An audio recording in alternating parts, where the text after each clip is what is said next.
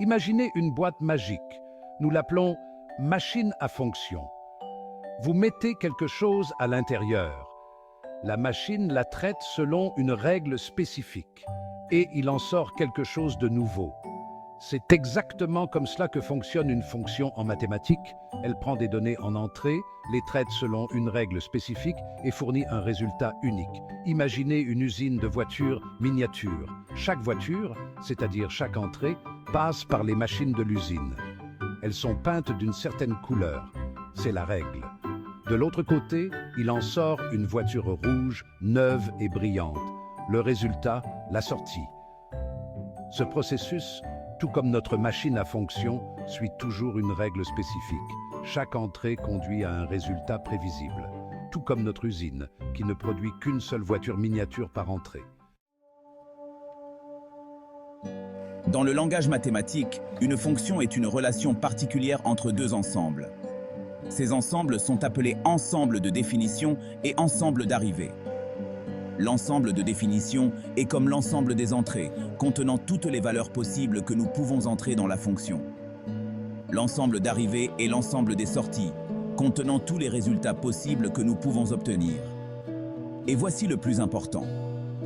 Pour que la relation soit une fonction, chaque valeur de l'ensemble de définition ne doit avoir qu'une seule et unique valeur correspondante dans l'ensemble d'arrivée. Les correspondances multiples ne sont pas autorisées. Cela garantit que pour chaque valeur d'entrée, nous savons toujours exactement quel résultat nous pouvons attendre. Retour à notre usine de voitures miniatures. Imaginez que nous mettions une voiture et que nous obtenions parfois une voiture rouge, parfois une voiture bleue. Ce ne serait pas une fonction.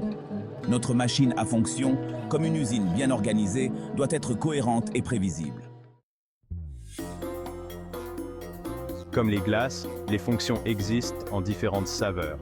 Parlons de 3 d'entre elles, les fonctions injectives, surjectives et bijectives. N'ayez pas peur des noms, ils sont plus simples qu'il n'y paraît. Les fonctions injectives sont comme la distribution de badges nominatifs dans une classe où chaque élève reçoit un badge unique. Chaque valeur d'entrée a son propre résultat, 2 élèves n'ont pas le même badge. Les fonctions surjectives sont comme la garantie que chaque maison d'un quartier a une boîte aux lettres. Chaque valeur de l'ensemble d'arrivée a au moins une valeur d'entrée dans l'ensemble de définition qui lui correspond. Maintenant, imaginez une fonction qui est à la fois injective et surjective. C'est une fonction bijective. C'est comme jouer au jeu de mémoire, où chaque entrée a un résultat unique et où chaque résultat a sa paire. Chapitre 4. Cartographier la relation. Représenter les fonctions. Les fonctions sont comme des codes secrets et nous avons besoin de moyens pour les déchiffrer. Nous pouvons le faire avec des équations, des couples ordonnés et des graphiques. Les équations sont comme les règles de la fonction. Elles nous disent exactement quelle opération est appliquée à l'entrée. Par exemple, l'équation x égale 2/x nous dit que nous devons doubler l'entrée pour obtenir la sortie. Les couples ordonnés sont comme une liste de combinaisons entrée-sortie. Ils nous disent quelle valeur d'entrée correspond à quelle valeur de sortie. Par exemple, le couple ordonné 2-4 nous dit que si l'entrée est 2, la sortie est 4. Les graphiques sont comme des représentations visuelles de fonctions.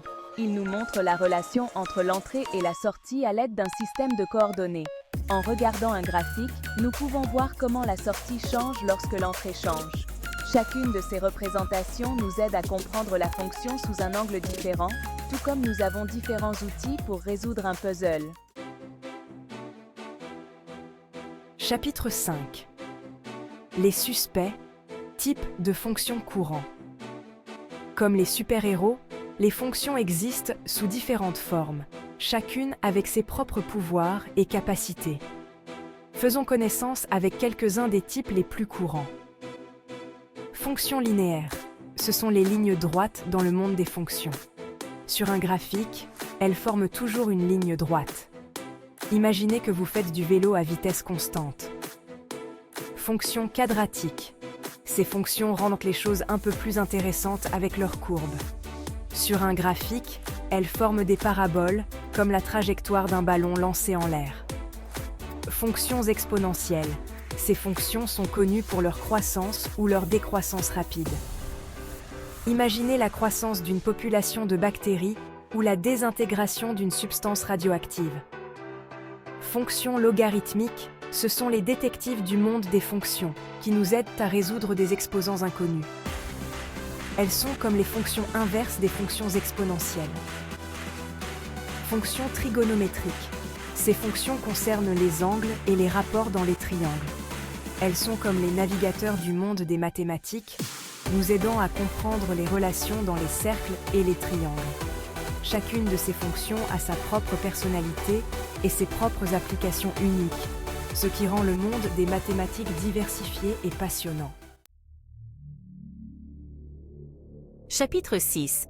Les fonctions en action. Application dans le monde réel. Les fonctions sont partout dans le monde qui nous entoure. Elles ne sont pas confinées aux manuels scolaires. Elles sont là, autour de nous, à faire fonctionner nos vies.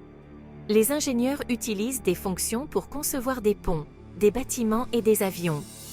Ils doivent s'assurer que leurs constructions peuvent supporter différentes charges et contraintes, et les fonctions les aident à modéliser ces forces. Les médecins utilisent des fonctions pour comprendre comment notre corps fonctionne. Ils les utilisent pour modéliser des choses comme le flux sanguin, le rythme cardiaque et l'absorption des médicaments. Cela les aide à mieux diagnostiquer et traiter les maladies. Les économistes utilisent des fonctions pour modéliser les tendances économiques telles que l'offre et la demande, l'inflation et les mouvements du marché. Cela les aide à faire des prévisions sur l'économie et à conseiller les entreprises et les gouvernements sur les questions économiques. Même les concepteurs de jeux vidéo utilisent des fonctions pour créer des mouvements et des interactions réalistes dans les jeux. Chaque fois qu'un personnage saute, court ou tire avec une arme, il y a une fonction derrière qui le rend possible. Les fonctions sont les héros invisibles de notre monde, travaillant en coulisses pour que tout fonctionne comme il se doit. Comprendre les fonctions nous aide à mieux comprendre le monde qui nous entoure et à résoudre des problèmes dans tous les domaines.